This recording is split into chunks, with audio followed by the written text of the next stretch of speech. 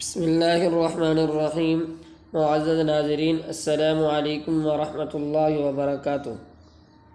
مولانا فضل الرحمان صاحب کا نگپور شرما کے توہین رسالت صلی اللہ علیہ وسلم پر مبنی بیان پر سخت رد عمل۔ مولانا فضل الرحمان صاحب نے کہا ہے کہ بی جے پی ترجمان کی جانب سے حضور صلی اللہ علیہ وسلم کی شان میں گستاخانہ کلمات کی شدید مذمت کرتے ہیں۔